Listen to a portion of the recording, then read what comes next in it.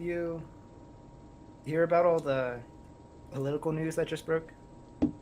Uh, like Michael Cohen made some plea deals, and Yeah. crap, what was the other one? Manafort. So Yeah, he got Manafort was convicted. found guilty on 8 charges, which means he might also want to take some plea deals. Yeah, I saw some guy saying like, oh, they are shotgunning him. They like charged him with 18 things and only 8 of them stuck. Like obviously By they're just being some overbearing. guy, you mean Trump? No, that just No, some guy. no, he tweeted that. You can look at his Twitter account. That was Trump's tweet. That guy Oh was probably no, it's just referencing Trump. people. But... Maybe, yeah. I mean, just people. I mean, that was the gist Or of maybe it. Trump, He said, yeah, like, maybe Trump was referencing some other guy. But yeah, Trump literally tweeted like, "Oh, so they failed to indict him on 10 counts. Like, he's obviously didn't do anything wrong." Yeah. Okay. Yeah, interesting spin. Yeah. So yeah, I did see that stuff. I mean, as you know, I don't really have a. Yeah. I don't have a horse in this race, so mostly I'm me just neither. It watching just is, the world yeah. burn. I mean, it does. I don't know. I guess it does directly affect basically the entire world what goes on, but I But try not to worry. I don't know. I mean, yeah, I am interested to boil in it down. I'm interested in the Netflix original that's going to come out about this in 10 years. Yeah, that'll be fun. To boil it down, basically at this point, like I think Cohen has, like under oath, implicated Donald Trump in a crime, and so it's not like we can just take his testimony to be truth, but it's like, yeah, now, under oath, someone has accused Trump of conspiring with him to commit a felony. So, Dang. we'll see. Better hope he doesn't commit suicide with a gunshot to the back of the head. Okay. I should turn it off. Yeah, I should probably mute my Discord.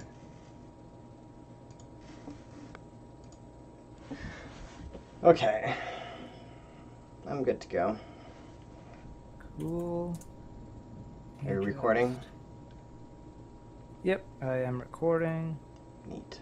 Gonna send out this link in case Vanessa wants to watch.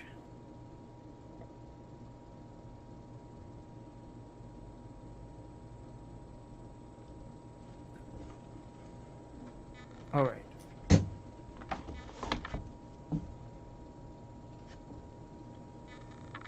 Cool. So now we're going to move into our self-improvement segments, starting with, as usual, some self-improvement questions.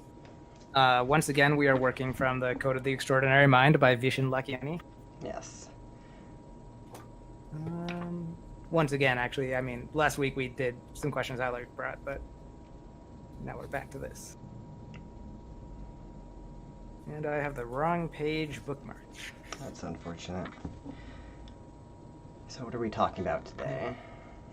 Yeah, we are going to be talking about our models of reality. Oh. So I actually have the Sounds exercise deep. we're doing in a bit, but yeah, so we're skipping, like we're just picking out exercises and questions from this book. We're not reading all the stuff in between, which is why I recommend anyone who's enjoying these should buy the book and actually read the full thing.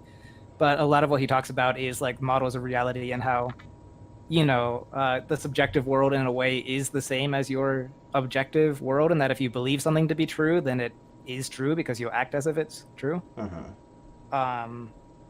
So models of reality is basically things that we either consciously or most of the time unconsciously believe that even though they might be based on nothing, they do very literally shape the way we act and our opportunities and stuff. So once again, we're going back to the 12 areas of balance we've referenced before, with the idea that, you know, we all have models of reality in the 12 areas of balance that could be holding us back from what we want to achieve in them.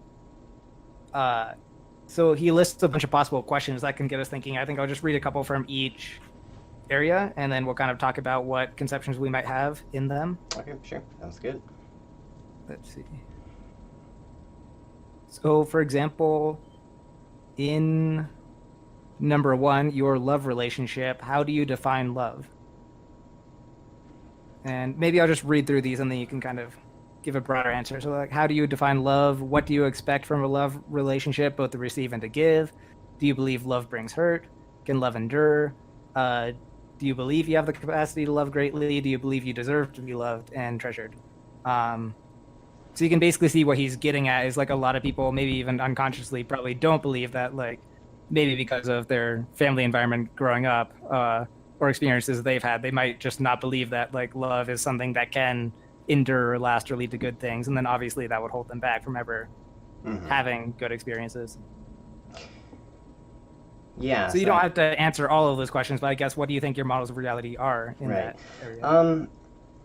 This is an area where, as I kind of said last time we talked about this stuff, like, I'm not in any sort of relationship. I haven't been actively pursuing a relationship just because I'm at a point in my life where I don't know. I don't think it would be I couldn't say, but like, I don't feel that the downsides of not being in a relationship are so great that I need to actually, make it a focus of mine, because I have so many other things I'm kind of putting a focus towards.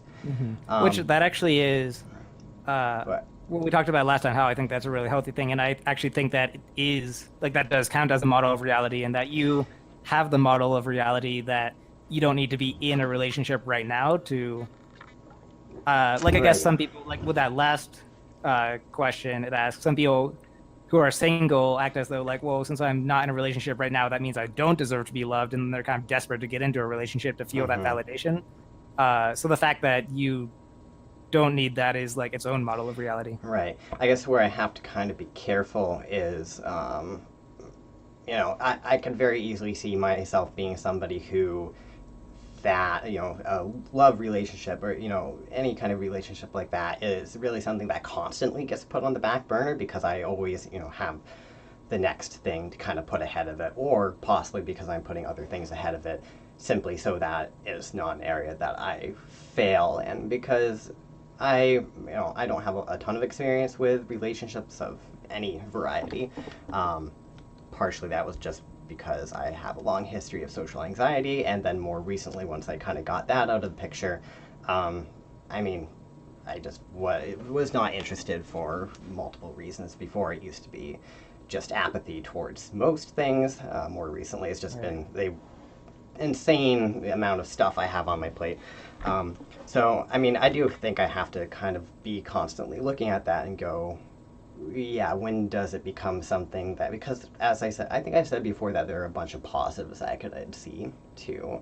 Like, somebody that you're in a relationship like that with, there are just certain things that you talk to each other about that you don't talk to anybody else about, certain ways you support each other that you just don't really get those supports.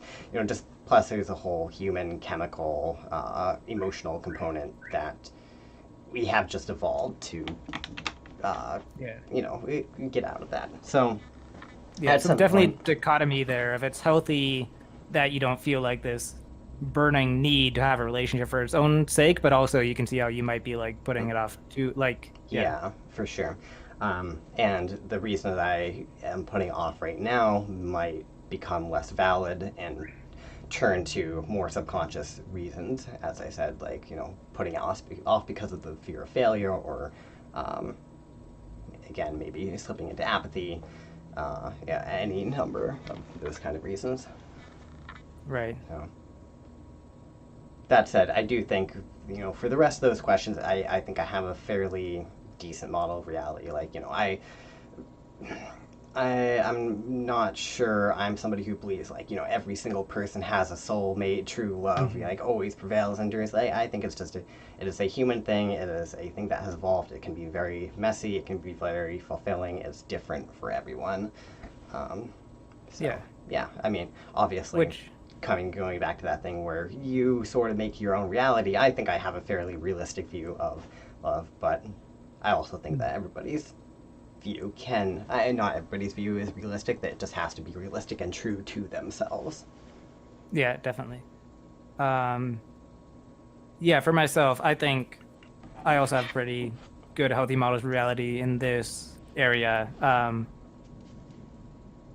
Yeah, like you were saying, like, there were times when I think I didn't. Like, so we well, we're brothers, obviously, so we both come from the same family, and we're actually children of, I guess, not divorced because our biological parents were never married, but of Right. separation. Yeah, they Um, split up when we were, well, I was 4, so very quite young, but yeah. yeah, and then just growing up, like like divorce is really common these days. Like what, 1/3 of or 2/3? A lot of people get divorced. So just growing up, we knew a lot of other families that were similar. So I think even subconsciously when I was younger, I just had the idea that like, love isn't forever and divorce is kind of inevitable and stuff. And then I thankfully grew out of that for whatever reason. Mhm. And uh I guess as a cause and effect, like I've talked about before, I'm in what I consider like a near perfect relationship right now. So that probably helps with my models of reality. But my models of reality, I think, also helped with that relationship because since I do have the idea that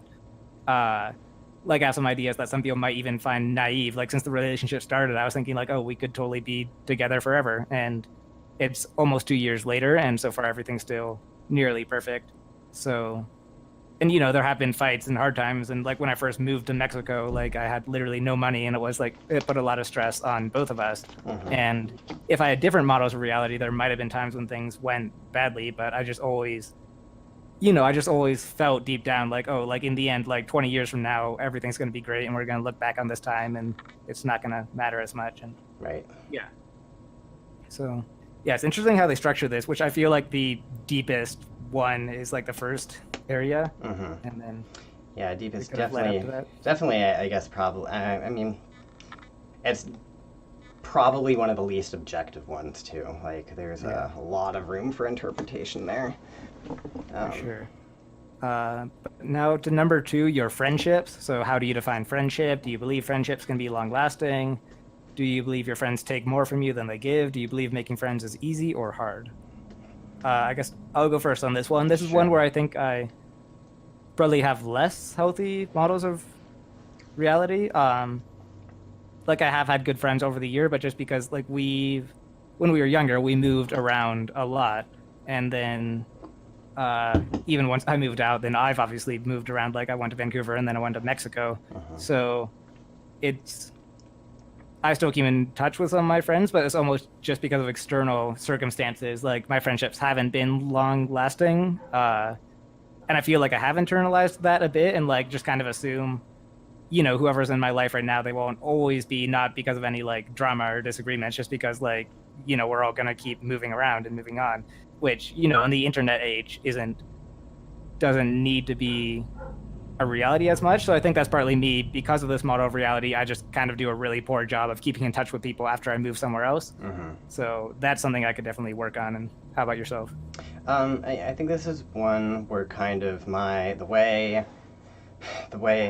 I have that internal schema of things, and then the way I sort of act is slightly different, or the way I intellectualize. I guess like I the way I act is I'm generally somebody who I have a few close friends and then some more acquaintances than friends. I guess it is hard for me to make friends. I think that was one of the questions. Um, so, Yeah. Do you yeah, believe making friends is easy or hard? I don't necessarily believe it's hard. I think I believe it's hard for me, which again I think that's kind of a false. I think it's hard for me to make friends that I want to be friends with. I guess like Right. I don't have troubles getting along with people at all. Where I kind of have issue. I mean, I guess I've kind of had a similar experience to you. I've never really. There are a couple friends I've kept for 10 to 15 years, and those are all online friends. Like the person Yeah. I am in regular contact with that I've talked to the longest is somebody I played video games with Yeah. nearly like 12, 13 years ago. I guess. So, Yeah. It seems like at some point maybe we should actually just do some segment or episode just actually really introducing ourselves and where we're coming from because I feel like there's a lot of I don't know interesting things in our background that are relevant. Like here, I feel like I should mention. So not only have we both moved around a lot, and that's in multiple countries, we also were both homeschooled for the first half of our lives. right, yeah, I So guess that's it's it's interesting because the connotation of homeschool is I mean, it's different in different places. Different people have different experiences of it. For us, at least me, I moved from California up to Canada when I was 11, or we did when I was 11. And while we were down in California, we went to I always like, yeah, sorry, this is just a random tangent, but like as I don't know, I sometimes try to like think back over the narrative of my life, and I always have a really hard time nailing down that one, like what age I was when I moved to Canada. Like it's Yeah. weird. For some reason, I have it in my mind that I was 11 when we moved, but when I Nope. think of the timeline, that doesn't work. So yeah, I was 9. Wow.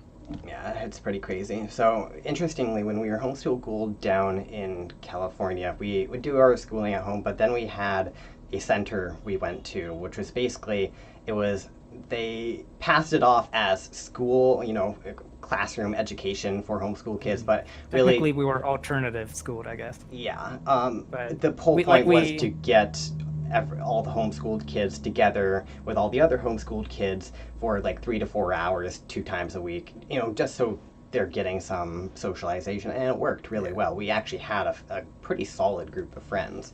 Yeah, that was good. We were, yeah, like we were homeschooled in like hippie central in California, so it wasn't Santa the weirdest Cruz. thing. We weren't like the weird homeschooled outcasts. It was like, So when we moved up to Terrace in BC, the only homeschool community was a fundamentalist Christian community, basically, and they, weren't super into us. So yeah, when we moved up to Canada, I was in a small town where there were not very many people at all, and that made it very hard to make friends. And also at that point is kind of when my anxiety started kicking in. So it's yeah, for I me. definitely know. Oh, sorry. Go ahead. Oh, just like I'm sure you had a similar experience, but when I went, oh, we were homeschooled for a bit after moving up to Canada, and then we all switched into public school, probably, just because there wasn't that homeschooling system that like there was in California. It just wasn't as good of an environment, I guess. Yeah, no, definitely. And then so it was 6th grade was my first day of public school, and it was like there were good people in the classes and made some good friends, but it was just, well, it was a small town for one thing. So everyone in my class had known each other since they were like 5, and it's not even that, like they were all nice, super friendly, super welcoming people, but there was just still that thing of like you all have known each other for like 7 or 8 years longer than I've known any of you. Yeah. No, so I mean, kind of, having had that experience, it was, and I jumped in and out of public school through my high school years, which made it even more interesting because I moved to different schools, kind of jumped in and out of schools. So kind of having that whole experience, it kind of became, my view of what a friend is kind of became sort of weird because all I ended up with when I became an adult were these people that I was talking to online for, had been for 7 or 8 years or whatever at that point. And so they became good friends. We would play video games a lot, but we'd also just talk a lot. And for me, kind of a sort of deep, more like a greater connection to individual people kind of became what I sort of wanted at from my friends. So there's kind of this gap between my good friends and then everybody else, because everybody else, if I don't have the time to sit down with them and actually talk and really get to know them in depth, they just don't really seem like a friend or somebody I, feel like I'm going to get something out of for putting my energy into, which, that I don't think that's what you should be looking for in a friendship necessarily. Like I've kind of got to learn to hit that middle ground a bit. But yeah, I think I am kind of in a state where I think it is hard to make friends, partially just because of my history growing up. Or I think it's hard for me to make friends, or again, the friends that I want to be hanging out with. Yeah. Which, I guess that's kind of the point of this whole exercise. So you've identified that's a kind of negative model of reality that you have, and not to say it would be easy to overcome it, but looking at it objectively, do you think maybe part of that is just in your head and things you internalized? I think it is. Again, I think I do very well at getting along with people. I have a lot of customer service experience, which definitely helps. Some of that experience has not been great, but I've actually had the pleasure of working at a couple jobs that have actually been really great, where the people coming through have been, for the most part, just completely pleasant people. I've been in management positions, so just my interpersonal skills are quite good. And so I think I have all the tools I need to go out and make friends. I think I just need to realize that, yeah, not every friend I make has to be this do or die type of thing where they're either going to be my best friend or they're not. That just isn't a friendship which I want to put any work into. So yeah, I think it's very possible to kind of reform my view of the whole picture. For sure, yeah. So I think we're both kind of the same on that one, as we have recognized we do have negative models of reality there, but that's the first step to fixing them. So yeah. Okay, so number 3 is your adventures. What's your idea of an adventure? Is it about travel, physical activity, art and culture, urban or rural sights and sounds? Seeing how people live in places totally different from yours? Do you make time and space for adventure in your life? Do you believe you need to save for retirement before taking a long trip? Would you feel guilty if you left your job or your family to take a holiday by yourself? Do you think that spending money on experiences such as skydiving is frivolous? You can take this one first. Okay. So there's a lot of individual pieces of that question. I guess I'll kind of give my view overall.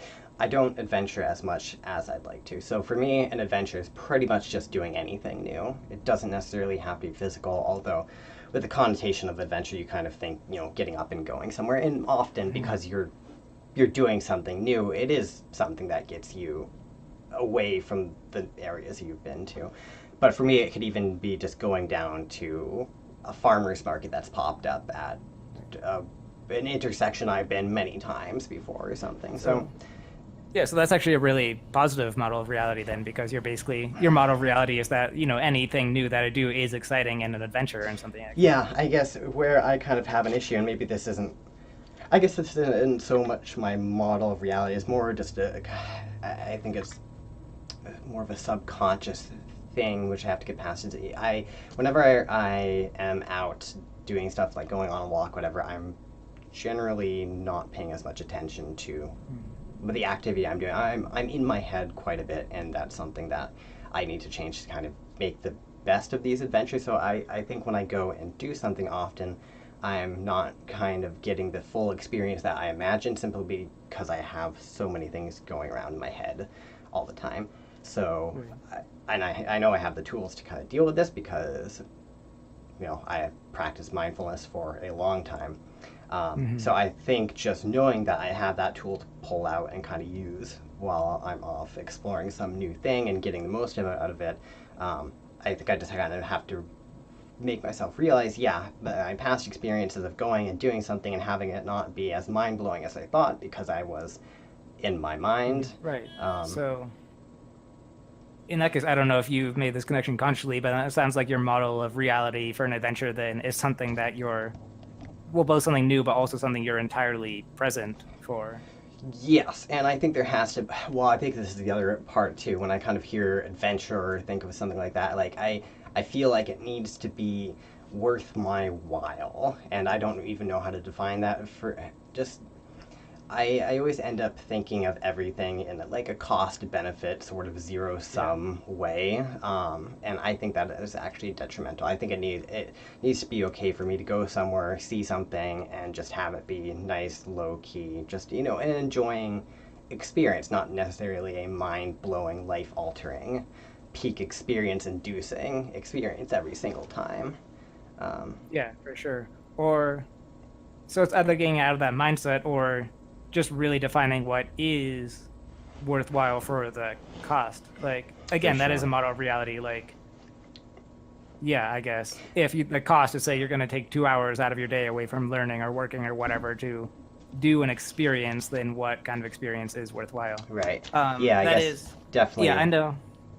I know since we're skipping around in this book, a lot of the context is kind of left out, but basically this is just about the models of reality. It's, earlier we did one where we were rating our current satisfaction. So this isn't really about how many adventures you take or how much you have enjoyed them. This is more about what is right. Okay. What is your concept of an adventure specifically, because once you have that, you can work on now that I know how I define an adventure, how do I have that more? Or if you, for example, one of your models of reality is that adventures are frivolous, then you can examine like, well, why do I think that, and Right. is that a model of reality that makes me happy? Yeah. Okay. That makes sense. I think that I kind of leave it at that. Then yeah, I do think an adventure is pretty much anything new that you're doing. Yeah. Um, So that's what I was saying. So if we were doing the original exercise, that would kind of be a negative answer, and that you would rate that low, as in I feel like I don't have enough adventure in my life. But in mhm. this case, it actually is a positive model of reality, because based on that low bar, you're like, well, anything I do could be exciting and new, and Sure. like I have a whole world of new stuff to do. So Oh, well, cool. yeah. Um, for me, and we've talked about this in the past, like I'm generally pretty satisfied, or would rate like my adventures pretty highly.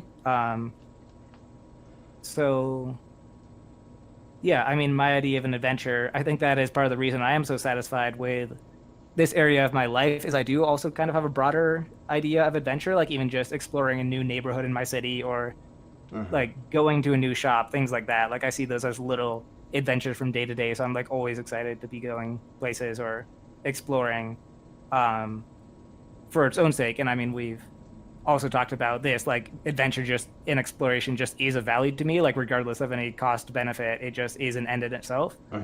uh so that's a very specific model of reality I have, that just, yeah, like going places is good in and of itself.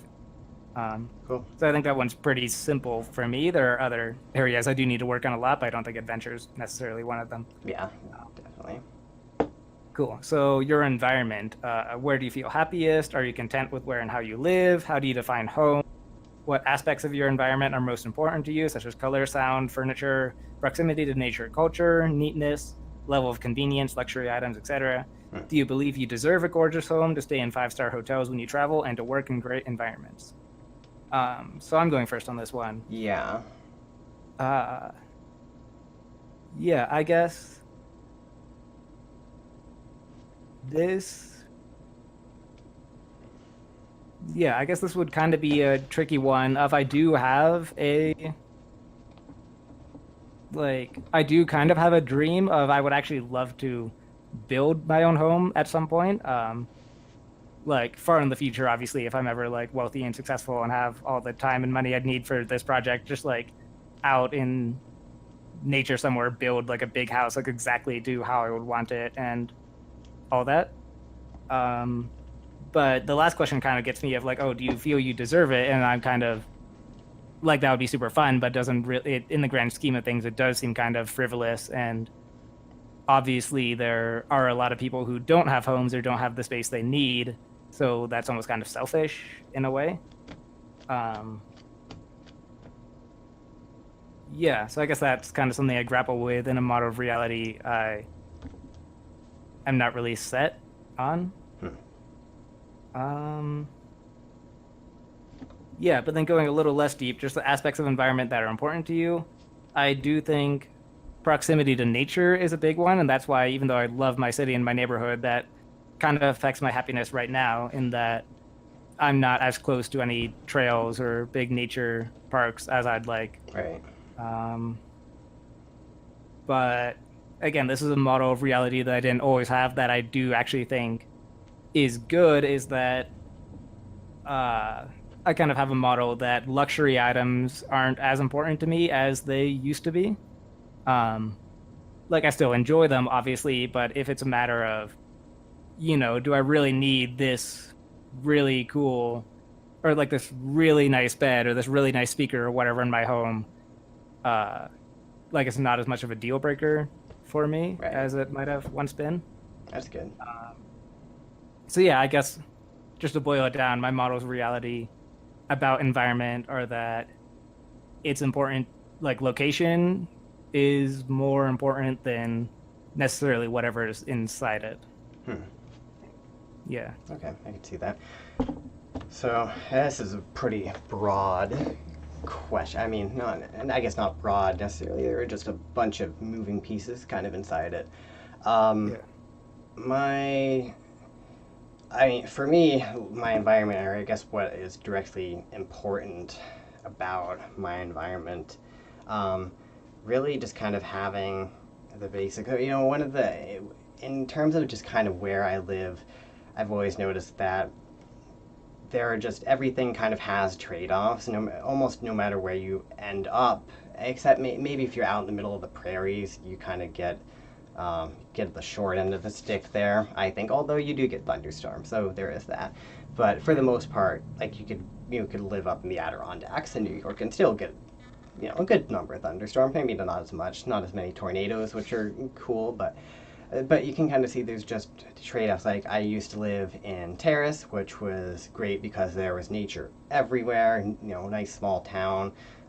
People where the community was very integrated. Then I moved down to Victoria, and while it is nice here, and I do have to go a couple. There's some nature a little bit closer, but to get to actual nature, I have to go a couple hours, which means I can't anymore just step out of my backyard right onto a mountain and start hiking. Um, and obviously down here I have more amenities at close proximity. I kind of have better community. The weather is a little bit more temperate, but the nature part of it is actually a pretty big thing to me. So it yeah, things just kind of tend to even out either way. So where I end up is not a huge deal to me. More is just, can I live comfortably in a place? And I think this is maybe something that I should kind of change my view around a little bit. Like for me, even just the room I live in is obviously part of my environment. I don't really have much control over it right now, but there are some things that are not great, just like being in a basement, not getting as much light. But then there are things that I do control, kind of like just having my room is very bland. It's just white walls. There isn't, there's just some dresser, a desk. That's not even really a desk.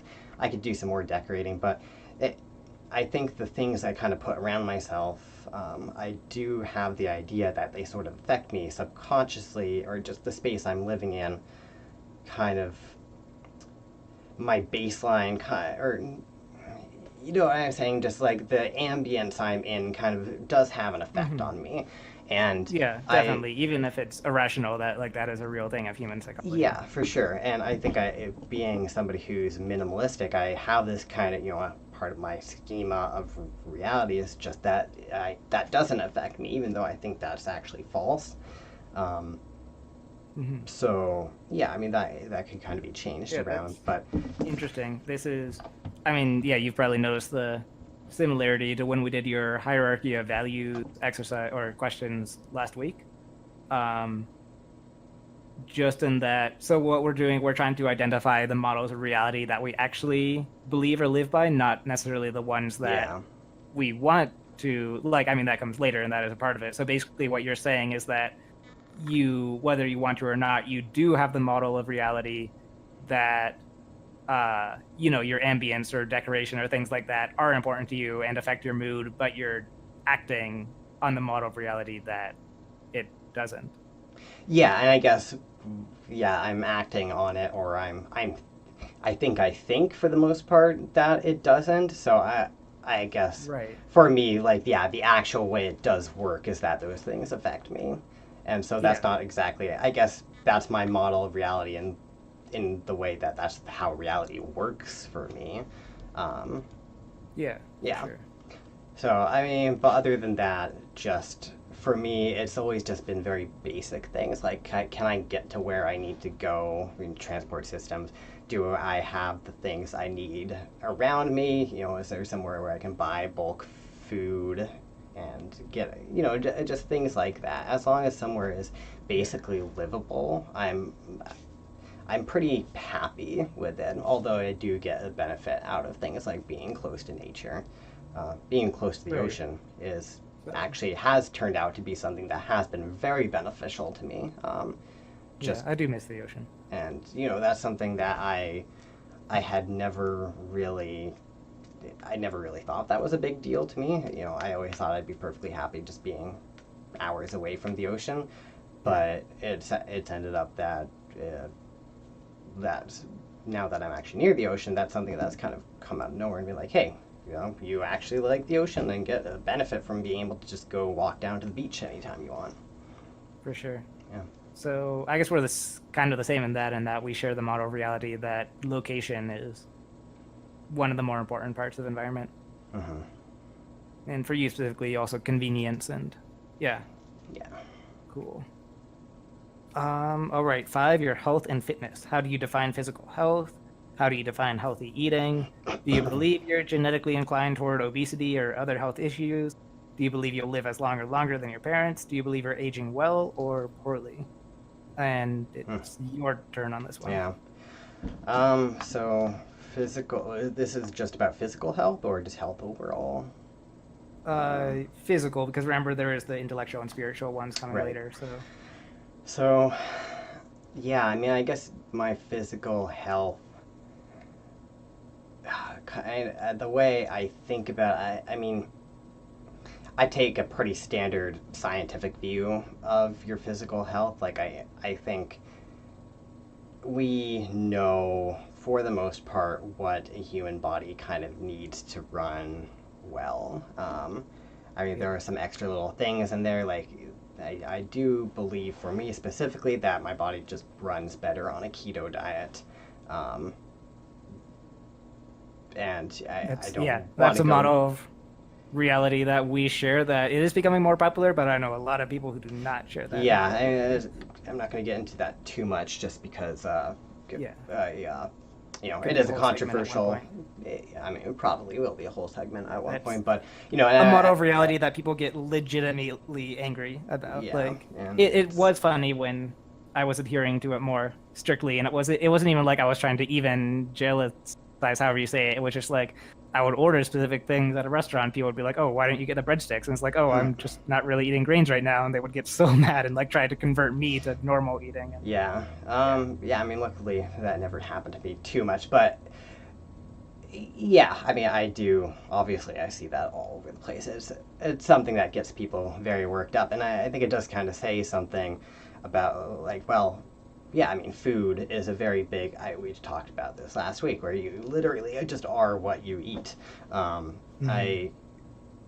For me, healthy eating just kind of means eating the things that your body needs to work well, and not have too much crap to deal with at the end of the day. A lot of the stuff that's kind of tied into health, again, saying it's kind of a very scientific viewpoint. I think it's a pretty common viewpoint where I just like my body to be running. So I think physical fitness is quite actual, like physical fitness in the form of actually exercising regularly and looking to gain some muscle. I think it's important more for just than aesthetic reasons. Like, I do think it has big impacts on just living your life healthily throughout your life. So healthy diet, just having a balanced enough diet that I'm hitting all my micronutrient, macronutrients, and any other things that my body might need to just run as optimally as it should. I think it's really just very basic stuff like that. Yeah, makes sense. Yeah, this is an interesting one, a possibly controversial one. Like, I know you've known people like this too, and I'll preface, like, there are real, genetic conditions and health conditions that people just can't help. But I think they are fairly uncommon. Yeah. So I think, some of the people I'm thinking of are also people you've known. So I think we've both known people who they just say, like, oh, like, exercise just doesn't work for me, or eating well just doesn't work for me. I'm just genetically inclined to, I don't know, like, and again, sometimes that can be true if anyone's listening with a real condition. Like, I definitely feel for you. But I do think there's a lot of people who have models of reality about, I just can't get in shape no matter what I do, so I'm not going to try, which aren't necessarily helpful. This is funny. I think I've had an opposite model of reality for a while where, I mean, I think you and I both do have good genes, at least in that we're inclined to be skinnier. But I was also, just growing up, I was told a lot and almost made to feel bad about it. People would tell me, like, oh, your metabolism is just so good. Like, again, so these were some of the same people who say, like, oh, no matter how much I exercise, I can't be in shape, and like Yeah. you're lucky because you're just genetically predisposed to be in shape and Mm-hmm. you don't have to do anything. And I would actually feel bad for a lot of the time growing up because I was like, oh, like I don't deserve this, like I don't even exercise and I look like this. And um I didn't I think again, this is the thing we share just in environments we've grown up in where we've always happened to live within walking distance of things, but far enough away that it's a long walk, but not enough to justify driving. So like we've Mm-hmm. always just walked a lot of our lives, right? And like, you know, any like throughout my life, there's always been something like either I would walk 40 minutes to school in the morning and 40 minutes back, or I would walk half an hour to work and half an hour back. Right. Walking several hours a day was just my baseline. Like, and that's still true. Like on a day when I quote don't exercise, I walk an hour or two Mm-hmm. on those days. And because of the model of reality, like I never thought that was exercise. I thought that was just something everybody did. And then only lately, when I've been hearing people talk about their exercises, like, oh yeah, I'm starting to exercise. I'm doing a 20-minute walk every day. Yeah. And it's like, oh, all this time I actually have been exercising a lot by normal people's standards, and it's Mm-hmm. not just genetics. Um, yeah. Sorry about the food trucks going around. Oh, yeah, no problem. Anyway, that's just kind of an anecdote, but as far as my actual beliefs, I think I have, you know, kind of maybe over the top beliefs about what it means to be healthy. We talked about this before, and that I think I am in good health, but I'm kind of dissatisfied with my health because I want to be like running marathons and stuff and Mm-hmm. being a lot more athletic than I am, which maybe is negative because I feel poorly about my health, even though by most standards it's okay. But it's also a good belief in that it pushes me to try harder and be better. Right. So Yeah, I think it's good. I think the other thing is just our physical fitness as what we actually need for physical fitness as just as a species is significantly lower than it's been at any other point in history. So our standards, I think it's good to have high standards because our probably high standards right now would be fairly medium standards even 100 200 years ago, at least for the average person who's doing some sort of manual labor job, which is most of the population, um, for most of history up until very recently. for sure. Yeah, I know you went first in the last one, but I'm just going to read this one quickly and let you go first again and then turn off my mic until the truck goes Okay, away. sounds good. Um, cool. So your intellectual life, how much are you learning? How much control over your mind and your daily thoughts? Do you believe you have adequate intelligence to accomplish your goals? Yeah. All right. So when we talked about this before, obviously I was very satisfied with how that's all going. Um, just in for me, intelligence is kind of a mix. I guess you kind of have knowledge and intelligence, and I've always been somebody who just hoards knowledge. My actual intelligence, I feel like is, or I guess talking about it from like my model of things, I do kind of think just knowledge and intelligence are a little bit different from each other. Um, and when I'm kind of tending to that whole sphere of things, I do try to sort of split my work up in between those two things. I try to actively do things of where I am training my intelligence, my critical thinking, all of that kind of stuff, simply for the sake of not for to learn whatever I'm using it to learn. Like sometimes I'll just I'm doing relearning high school math right now, not with the goal of really learning math, although that will be a positive thing at the end of the day, but simply because I think I need something to kind of have that going. So sort of, I guess what it all is for me, and I think this again is a pretty common view, is simply when you have adequate intelligence, I think you just kind of have the skills to navigate the world, kind of logic your way through any problems that might come up. I think it really does all come down to problem solving skills.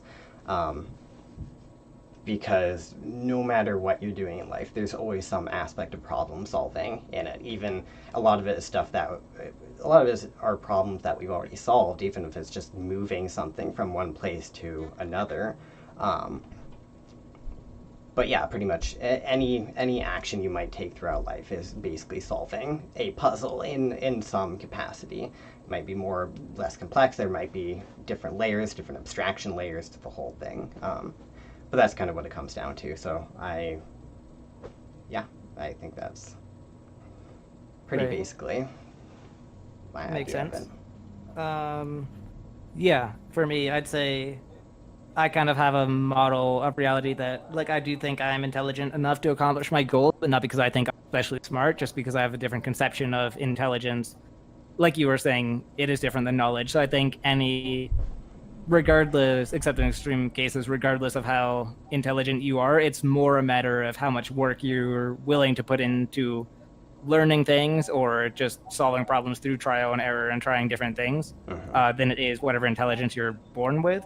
So, yeah, that's my model is that intelligence is more of a process than a trait, For sure. if that makes sense. Cool. Um, Next, we can go to your skills. What do you consider something you're good at? What not so much? Where do these perceptions come from? What holds you back from learning new things? Are there some skills you're ready to let go of? What keeps you from making the change? What special abilities and character traits do you have that you feel are most valuable? What do you feel that you suck at? So for me, I guess this one would mostly revolve around my writing. I do feel that I'm a fairly good writer, definitely a lot better than I used to be, but I definitely also have a lot more to learn. Um, I think this is kind of like you could say this is a fairly fragile model of reality for me, in that I do feel like I'm an okay writer, but then a lot of times I'll read a really good book and then I'll become almost depressed as like, oh, I'll never write halfway as good as Hemingway or George R. R. Martin or like Mm. any of the writers I like. So it's almost more of a, like the fake it till you make it thing where like I feel like that's a model of reality I'm telling myself but haven't fully internalized. So that's something I can probably Yeah. work on. How about yourself? I guess when I think about skills, like I always kind of think about them, or I guess I sort of believe that your capability in a skill kind of has to be measured up to everybody else who possesses that skill. And I think this kind of comes back to that thing where I kind of, when I view things, I always kind of view them in a way like how much is this thing worth? How does it translate into other things?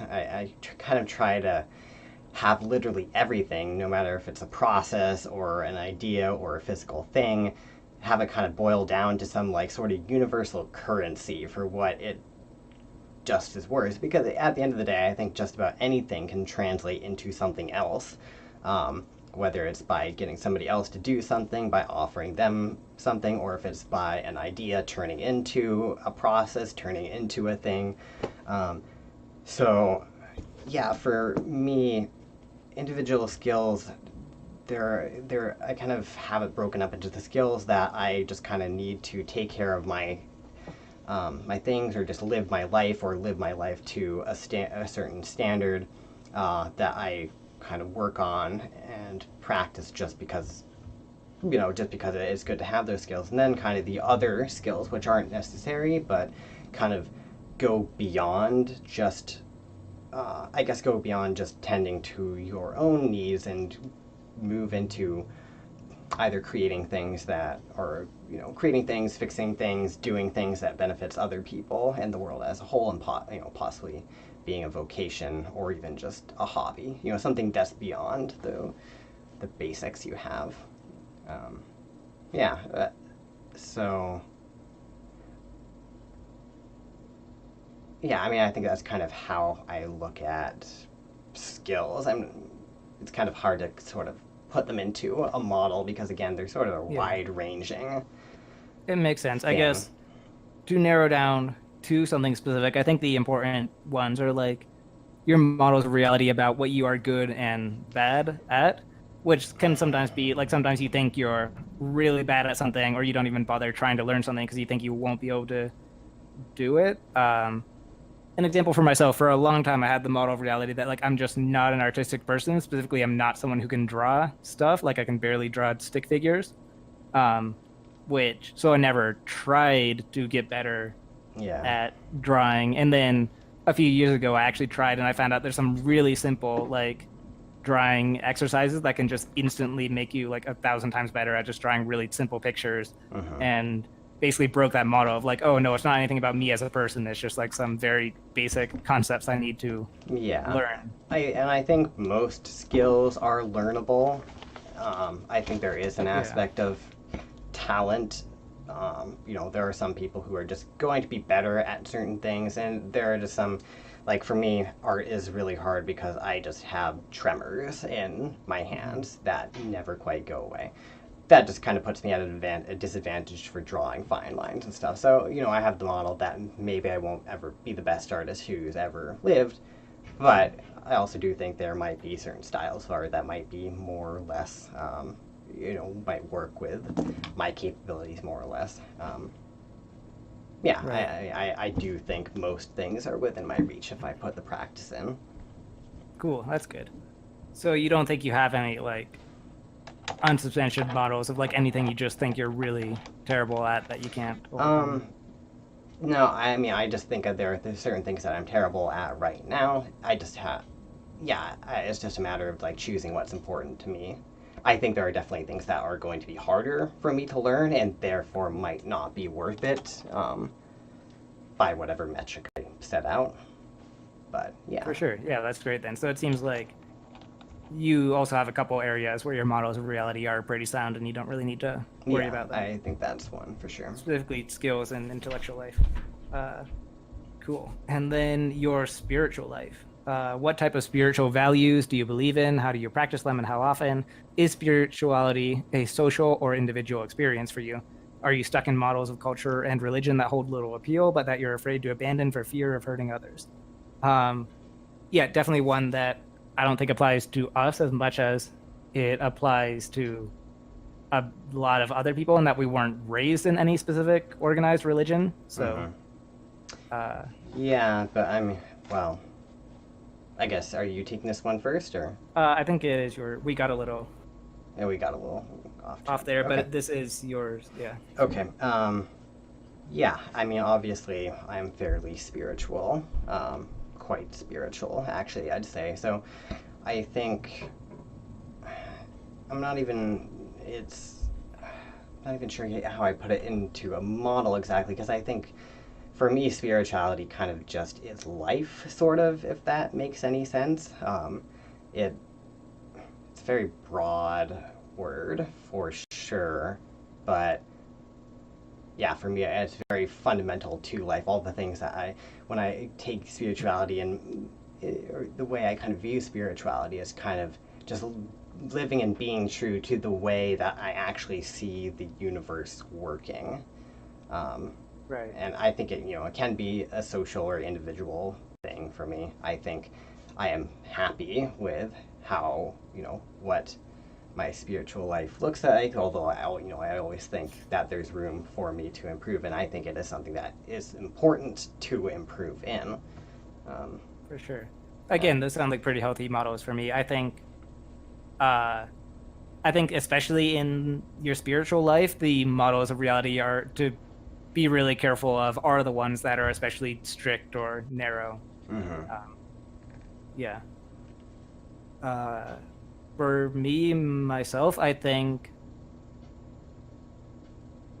I don't know, we've talked about like I am somewhat happy with my spiritual life, but also that's partly because I just don't think or worry about it too much. Right.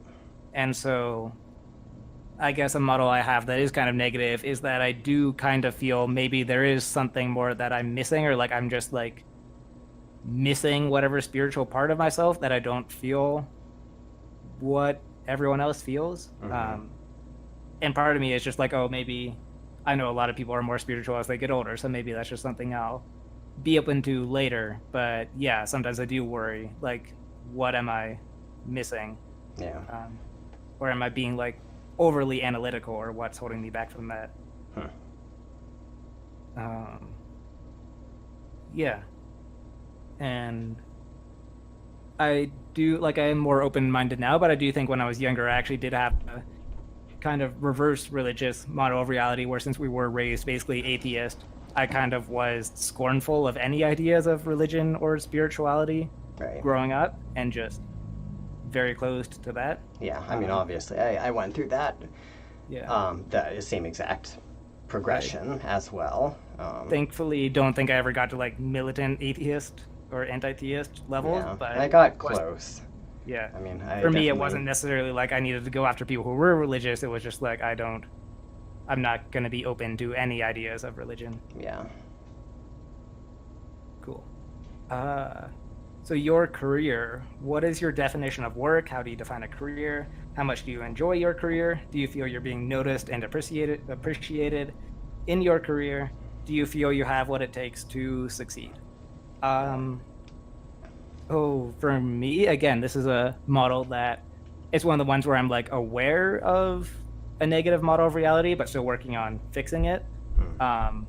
Where like I am making money from my writing, but I do a lot of times I feel like it's not real work, and I'm almost like, I don't know, sometimes, and I'm sure a lot of artists feel this way, and it's like imposter syndrome or whatever, but sometimes when I get paid for my work, it literally feels like being given a handout, because it's like, I don't know, whoever my employer is just humoring me, like no one, like this work isn't actually worth money. Right. Yeah, that's something a lot of people probably can relate to. And it is something I'm working on, and I'm feeling better about it. But yeah, it's funny. So now that I'm like writing as an actual job that I get paid for, a lot of times I think my writing actually gets worse because I try to overthink it. Like when I write what comes naturally to me, I feel like, well, this is way too easy, and they're not paying me. Okay, it's like this. Do you remember when you were in school? I know you had this exact same experience that I did, where the teacher would give out a really hard test and they would warn you beforehand, like, oh, this is like one of the hardest tests you're ever going to have. And then you finish it in 5 minutes and everyone else is still on question one. And you're like, okay, obviously I did something wrong because that wasn't hard. Had that and it turns out you got every question right. So for me, sometimes when I'm writing, it's like, okay, that was too easy. Obviously I'm not doing a good job and I need to go back and rework. And I just like write, the end product ends up being like crap because I got too much in my head of like, oh, well, I really need to refine this and make it what, it like writing needs to be hard for me because it's a job now. When it's easy is usually when I'm actually writing good stuff. For sure. So, okay. Yeah. And yourself? Yeah, I mean, work can be, I think work can be very different for different people. Like, obviously, if you are succeeding in life, if you are staying alive, and if you are happy, it doesn't really matter how that gets accomplished. Many people in this, who are living in this world, obviously have a more, or they do something which can fall under the definition of work, and that they do a prescribed task so that they are paid money. The way I would like to carry out work is for my work to be a little bit more organic, so it's just kind of in my natural flow of how I'm living my life anyway, and I'm somehow getting money out of it, almost as like a second thought, kind of. Like, that would be my ideal situation. I think it probably is in me to get there eventually. Obviously, it's going to, that will take a lot of, work. And that might not be a perfectly reasonable view either. It could be that that's something that may take a long time, and I have to kind of have a less romanticized idea of it and get it more in my mind that, okay, for most of my life, I'm actually going to have to be working as if work is work, and setting it aside as its own thing that I just kind of integrate into my life when I'm thinking about what my life is going to be like and how I'm going to carry it out. Right. Yeah, that makes sense.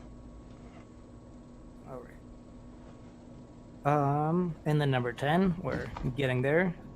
Your creative life. Do you believe that you are creative? Is there a creative person you admire? What do you admire about him or her? What creative pursuits do you engage in?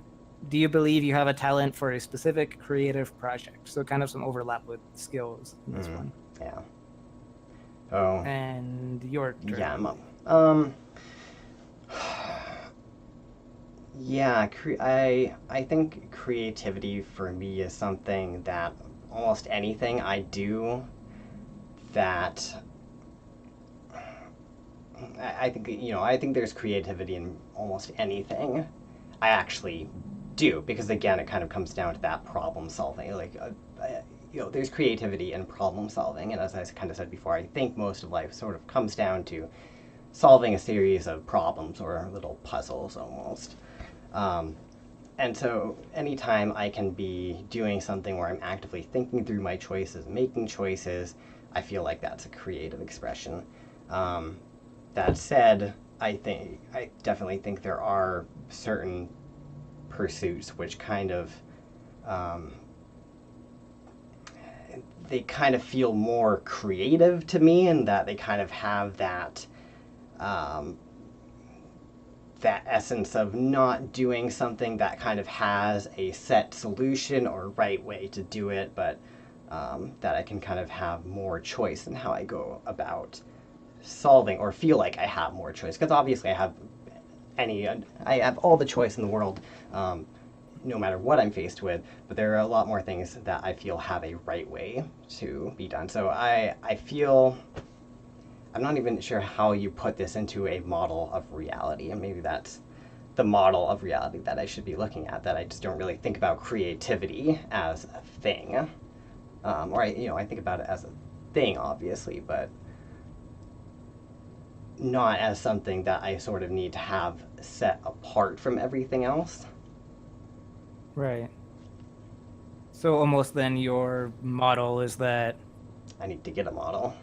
or no, like the opposite of being not a thing, your model of reality is that creativity is just kind of inherent in everything you do. Yeah. But as I said, again, I feel there is, I feel that there are things that feel more creative than other things for one reason or another.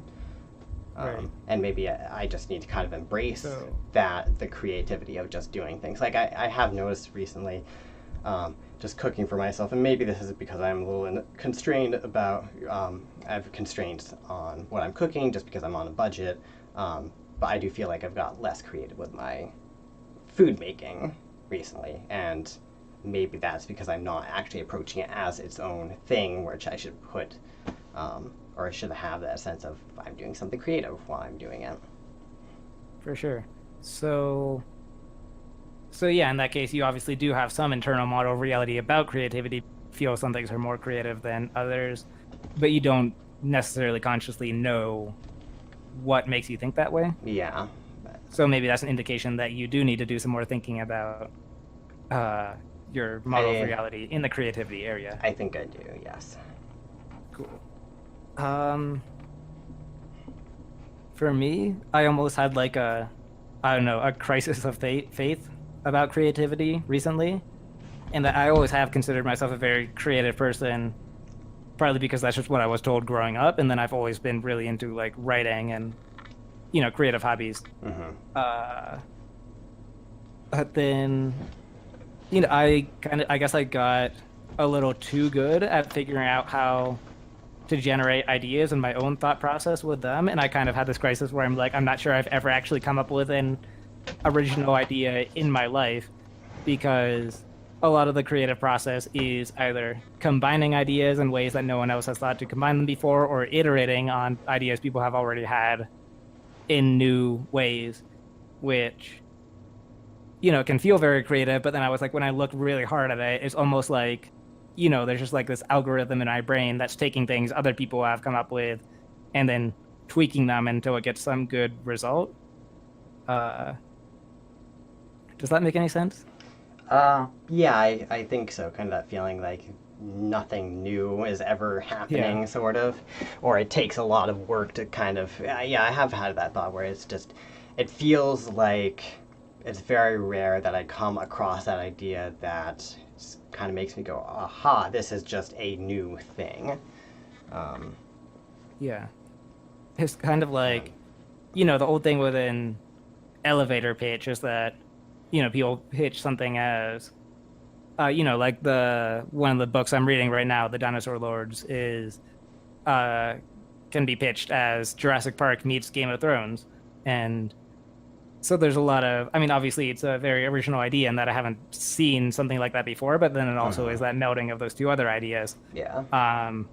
Whereas, so we can all recognize when we do that on a broad scale, but then it's like the more I examined and scrutinized myself, it's even the very granular ideas I come up with. Like I come up with a character for a novel that I think is very original, and then when I really scrutinize them, I'm like, oh, well, this is really just a mashup of these 12 other characters from 12 other fiction I like, and also 3 people I know in real life.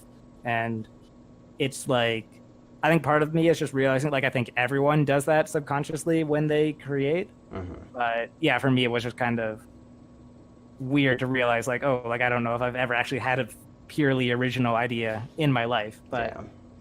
I don't know, I did kind of get over that, and I think it's okay. And yeah, I guess overall, I do think I'm a creative person, even if I'm just creative in the ways I combine other ideas.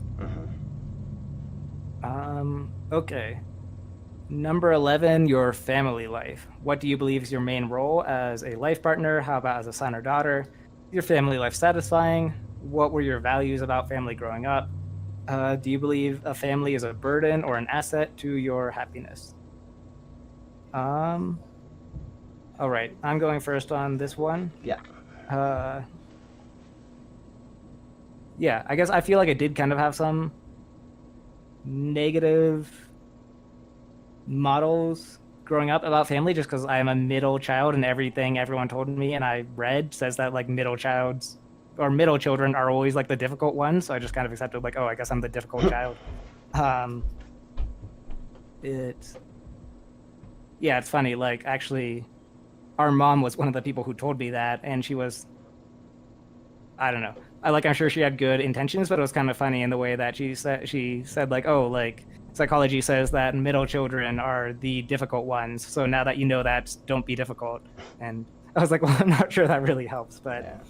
I guess presently, this is one of the things that it is interesting, and I still do need to do a segment about this at one point, like the cultural differences in Mexico. It's not just a stereotype that like family is really huge in Mexico and like a huge value to the point where my girlfriend Vanessa, she'll often talk about like things her family does that she doesn't at all agree with, but then she's like, well, they are my family and like they come first no matter what, and I have to go along with them no matter what. So I don't think I would go that extreme. Like I do think family is important, but I don't know if I'd go that extreme with, if like I guess I don't even want to say any theoretical examples, but let's say, okay, let's make it more comical. Let's say we found out that our parents were super villains, like in a Marvel movie, and they were actually like doing super villain plans to take over the world all the time. Yeah. Would the fact that they're family make you say like, oh, I guess it's okay for you to try to steal the Infinity Stones and take over the world? Are you asking me? Yeah. No, I mean, no. Like, I think I'm with you there in that. Yeah, I do think family is important to a point. Yeah. I'm not going to go rob a bank or anything because my family's doing it. Right.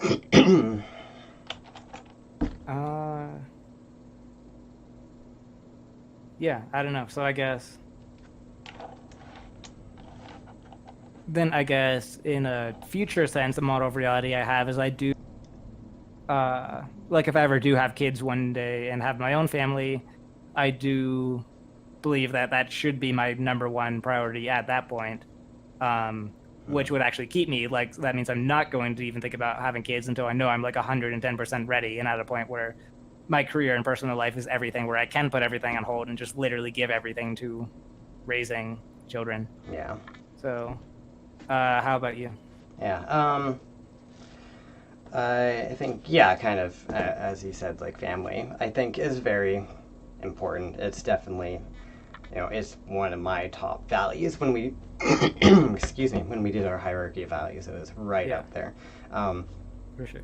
So, I think in some senses it kind of can be a bit of just, it's a genetic lottery, basically. You do end up with who you end up with, but at the same time, most people kind of get, when they're raised, they obviously, both genetics and environment are important, and your family, for the most part, or should hopefully be creating your environment.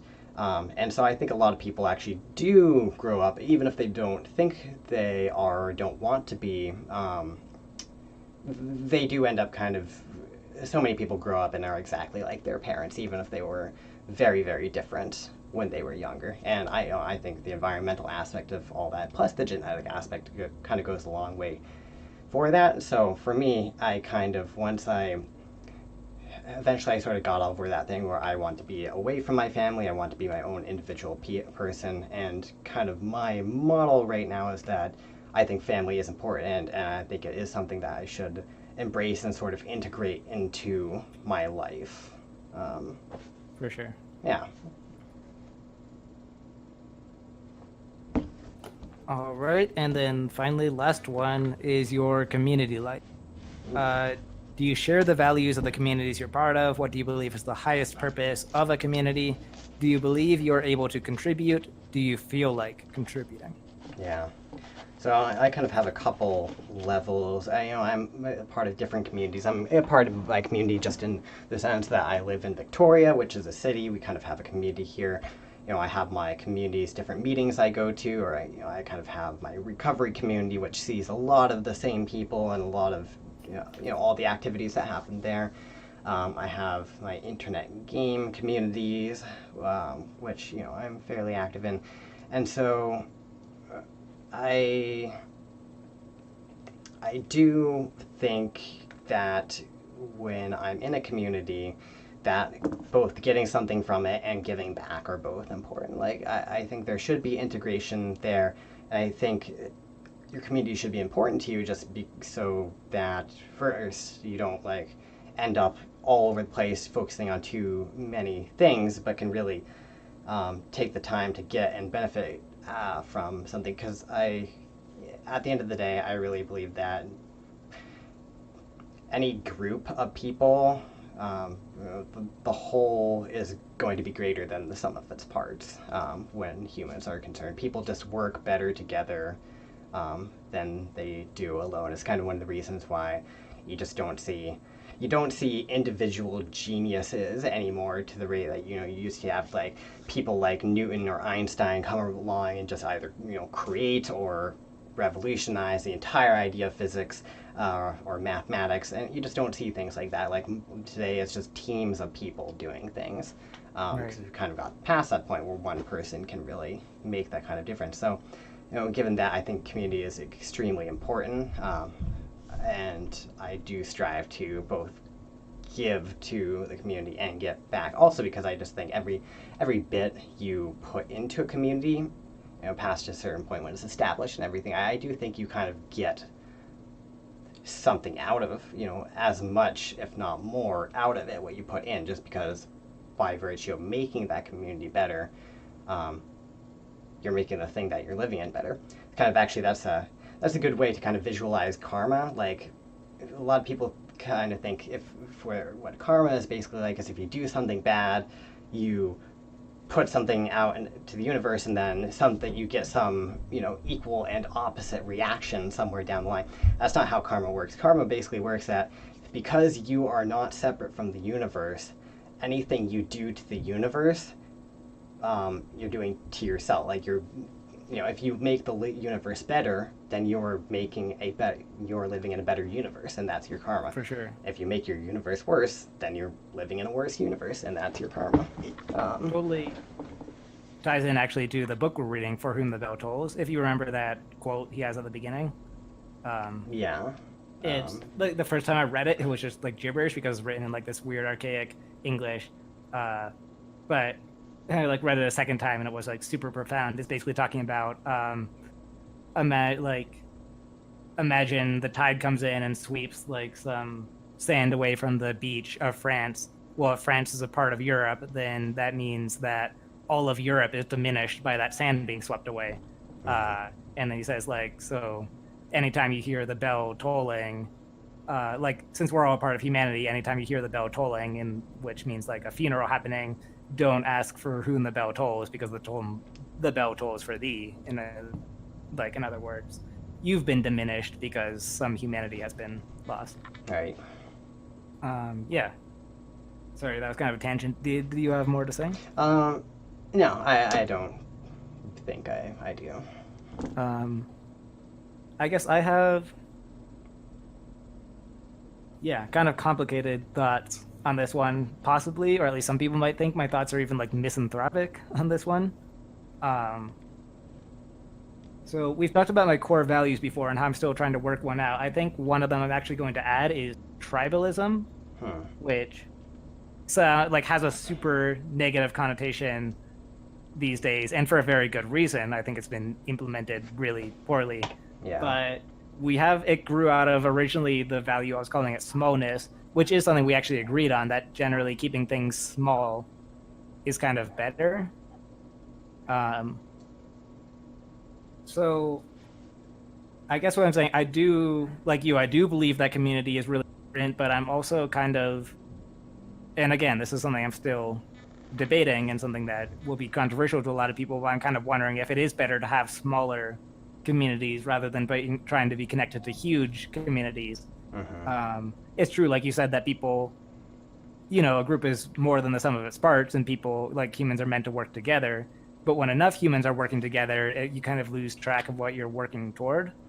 Yeah, I guess I should have put a bit of an upper limit.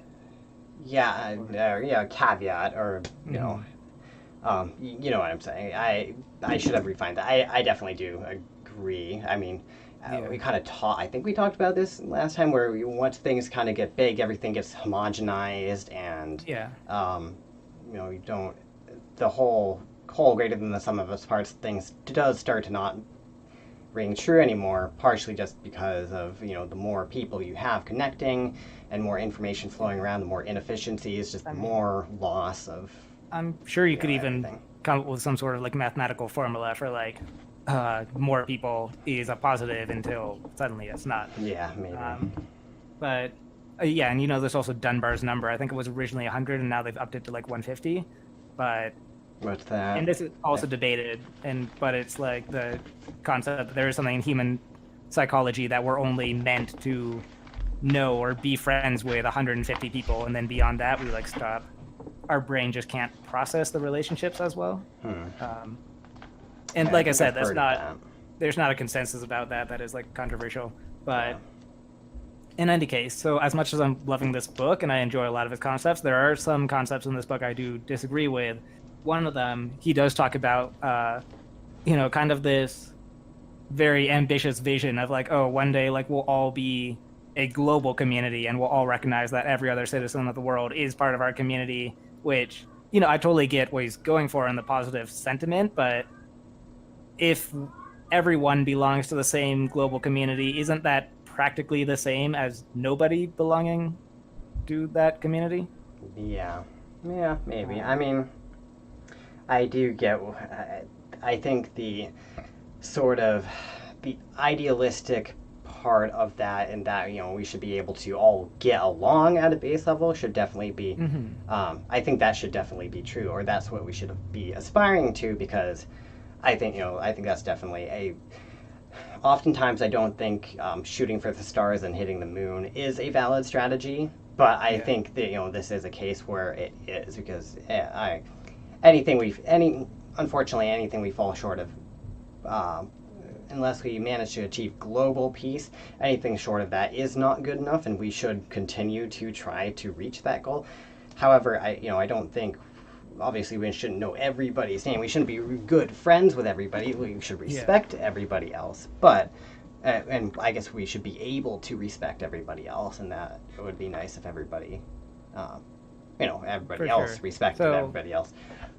But I think definitely at some point there does kind of need to be some divisions between people, not to make them, for people to see them as like us and others, but just for the sake of efficiency, really. Not having at this point, like, mess. I might totally just be arguing semantics, but it's almost like I would say, instead of saying we should recognize everyone in the world as part of our community, I think we should have our individual communities, and then also the baseline of I still show basic respect and decency to people who are not part of my community.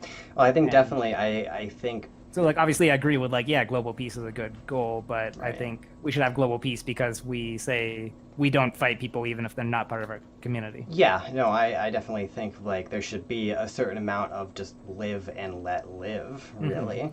And this is something that I think many people have problems with. Like, I think, you know, not to get too political or anything, obviously that's something that people who are more progressive or liberal kind of attack people who are not that for, is, you know, things like racism or sexism or any of those kind of issues where they are angry about, you know, certain people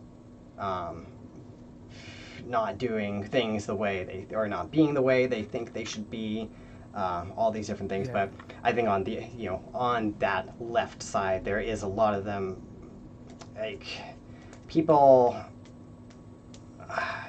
everybody kind of has an issue with this, where if you are not, if somebody else isn't doing things exactly the same way that you are doing them, then that's a problem.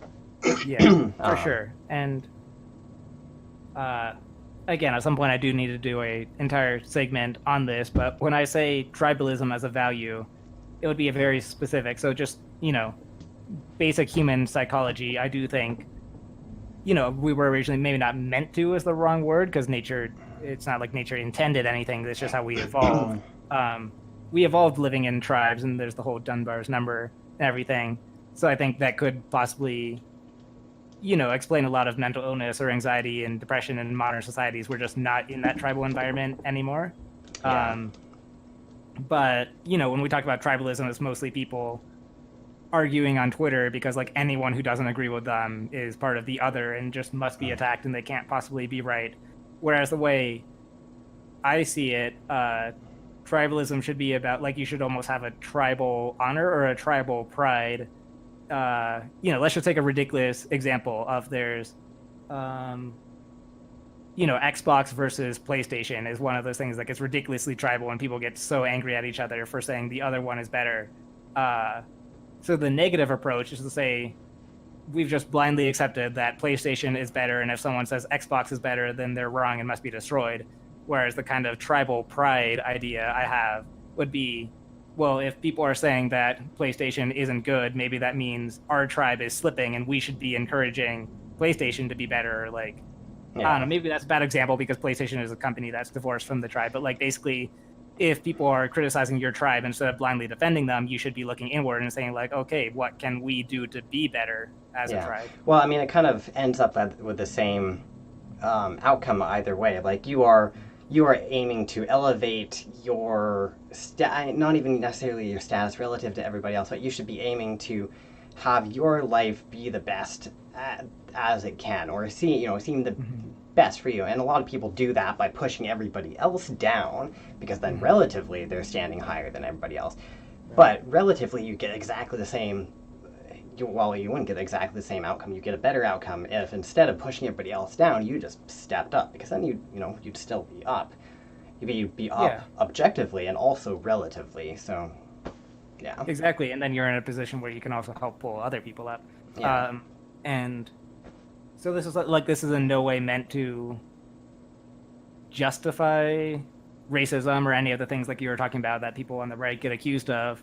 We talked about, we've been talking about personal responsibility, and regardless of societal factors, you should be able to decide not to be racist, for example. Yeah. But I would say, I guess the idea that maybe some people who are racist or, have those very, like, negative tribalism is because of that complete lack of tribalism in our society. Like I said, I'm not trying to justify it, and it's horrible, but maybe the reason why white people are so fast to band together against, say, Muslim immigrants is because they say, like, well, if we can all agree to distinguish ourselves from the Muslim immigrants, then that makes all us one tribe, and this might be the first time in our lives we're actually feeling like we belong to something, and that's a good feeling from a very bad reason. So Yeah. maybe if we had tribalism better implemented in a positive way in our society, people wouldn't be so quick to congregate around For sure. hate.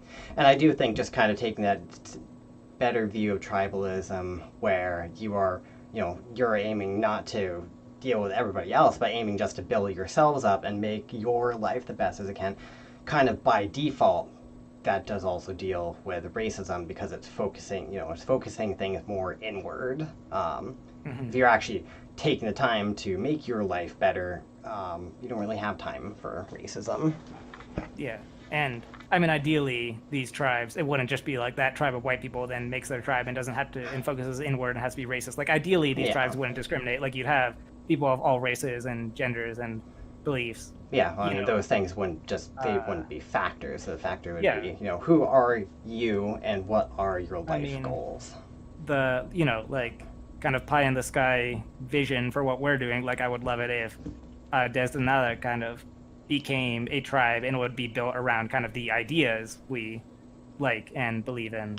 And yeah, so I mean, that was a huge tangent from this community life question, but anyway, that was okay. Yeah, that was the end of this exercise. We are unfortunately running out of time. We did use our full time on that segment, but take off here pretty quick. That's all right. Hopefully we can come back soon to record the other segments. I know this week in recording has been a little all over the place. You haven't been feeling too well. Yeah, there has been some unfortunate circumstances. Health things that I'm hopefully getting taken care of, and hopefully we will be back to a more steady schedule soon. For sure. And we do have, we've been moving schedules around. I think going forward, not tomorrow, but then after that, like Thursday and Sunday should be pretty consistent days to record. Right. So we might keep some of this week's segments shorter just to get them out, but then next week we'll be back to full segments.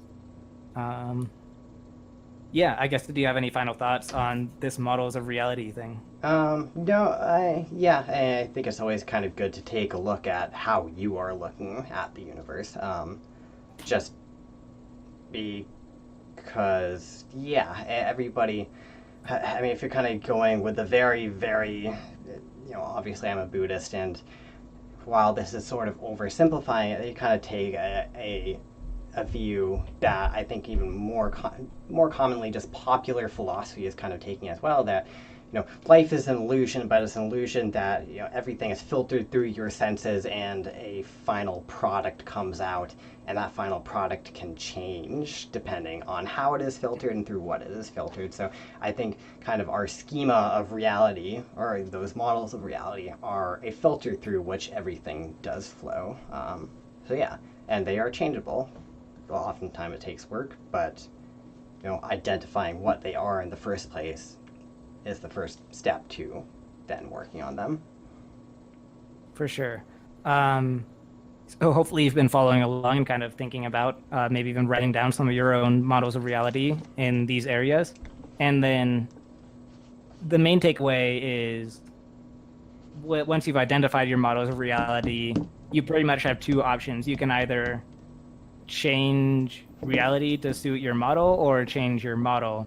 And there's not necessarily a right answer. Like, let's say we've both identified that location is really important in our environment. If we live in what we consider a good location, then great. If not, then we can either try to relocate and find a place that matches that model of reality, or we can try to redefine what we find important in our environment, which may or may not be easier than moving. So that's pretty much the thing to think about when you're examining your model of reality. And then other ones, there's a lot of ones, like you have to ask yourself, is it really based on truth? We were talking about skills. A lot of people have the model of, like, I just am bad at some things and I can't learn to be better. Well, have you really examined that? Have you really tried getting better? And have you tested your models? Yeah, definitely. So that pretty much wraps it up for this segment. Next time we'll be moving into part 2 of our self-improvement segment, our exercises. So we'll be recapping the self-love exercise we've been doing the past week, a little more now, I guess. But yeah, and then we'll be moving into establishing set points, which is a practical exercise for just systematically improving things about your daily life. So that should be fun. All right. Oh, sounds good. Cool. Any last words? No. Yeah, just thanks for joining us, and we will talk to you hopefully soon. Oh, I guess one other thing. So I've been starting up the Destinata Daily blog again. It's funny. So today actually is when I'm restarting kind of my weekly political column. It was going to just be an intro post, just kind of explaining like what I'm going to be talking about in this column, instead of talking about specific stories. But then it just lined up perfectly that you heard us talking about at the top of the segment. A lot of crazy political stuff just broke, so I'll probably be writing about that. So if you're interested in that, you can head on over to destinata.com and look at that. And that is DESDENADA. Yep.